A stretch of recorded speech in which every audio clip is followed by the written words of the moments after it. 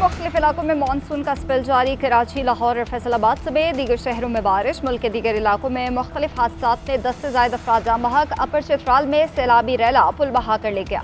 कोहलू में कई घरों की छतें मुनहदिम। सिब्बी और झलमगजी में भी तबाही। राजनपुर के कई देहात डूब गए। हैदराबाद, कोटली, जामशोरो, मिठन, सांघर और कश्मोर समेत मुतादिद इलाके ज़ेरे आब। खैबर पख्तूनख्वा के पहाड़ी इलाकों में लैंडस्लाइडिंग का खदशा बढ़ गया।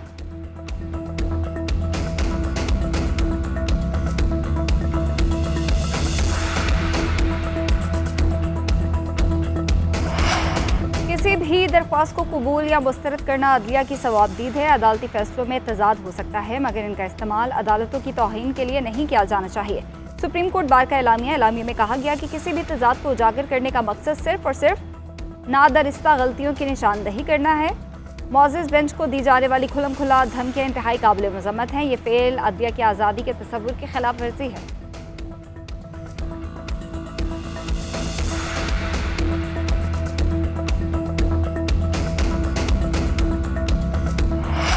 कैसे मुमकिन है कि एक पार्टी का हलफ देने वाले फ्लोर क्रॉसिंग करें? सुप्रीम कोर्ट के 2 जजेस ने मखसूस नशिस्तों के फैसले में इख्तलाफी नोट लिखा।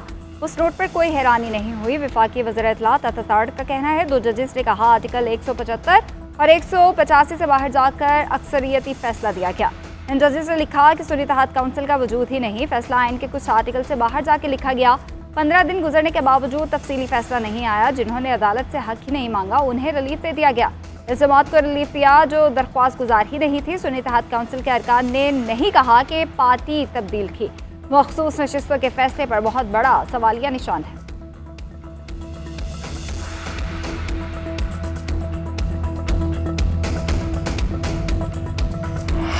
खैबर पख्तूनख्वा हुकूमत पर तनकीद अपनी बदतरीन कारकर्दगी छुपाने के लिए की जाती है। रोज़ाना खैबर विफाक की असलियत छुपाने की नाकाम कोशिश करते हैं। मुशीर इत्तलात खैबर पख्तूनख्वा बैरिस्टर सैफ की विफाक पर तनकीद कहते हैं सूबे पर तनकीद की बजाय IPPs के महंगे मुआहिदों का जवाब दें। दहशतगर्दी क्रॉस बॉर्डर मसला है, बॉर्डर का इंतजाम विफाक की जिम्मेदारी है। पंजाब में बारिशों ने तबाही मचा दी, शरीफ खानदान मरी घूम रहा है। 11 साल में बेहतरीन कारकर्दगी से खैबर पख्तूनख्वा की तमाम जमातों का सफाया कर दिया।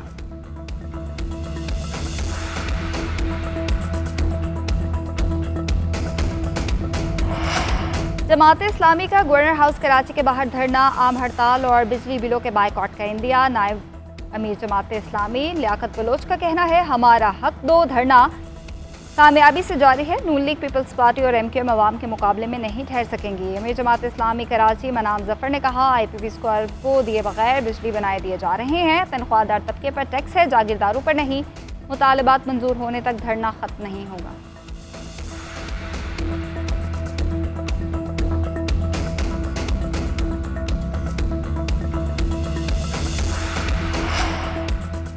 हुकूमत इत्तेहादी भी भारी बिजली बिलों पर परेशान। पीपल्स पार्टी रहनुमा अली हैदर गिलानी का कहना है बिजली की कीमत बढ़ती जा रही है, अवाम बिल जमा कराने से कासिर हैं। हम इत्तेहादी हैं मगर हमारे दरमियान फासले मौजूद हैं। बजट में मुशावरत नहीं की गई। हम पंजाब हुकूमत के नारवा सलूक पर एहतजाज का हक रखते हैं। हमें कहा जाता है ये अलग सूबे का मुतालबा लेकर आते हैं, तख्त लाहौर हमें महरूम ही रखेगा। जल्द अलग सूबे की मंजिल पालेंगे। वज़ीर आला पंजाब मुल्तान का दौरा करें ताकि उन्हें मसाइल का इदराक हो।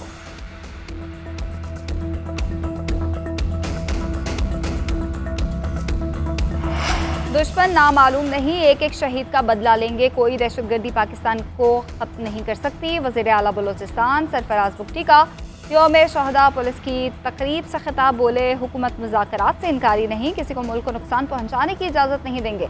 ये लड़ाई रियासत और पार्लिमान की है। ख़राब तर्ज़े हुक्मरानी यहाँ के अपने लोगों ने पैदा की।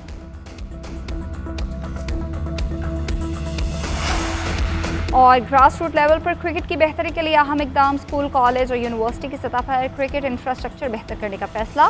मुल्क भर में तालीमी इदारों की सतह पर टूर्नामेंट्स होंगे। PCB और एजुकेशन कमीशन में मुआहिदत है।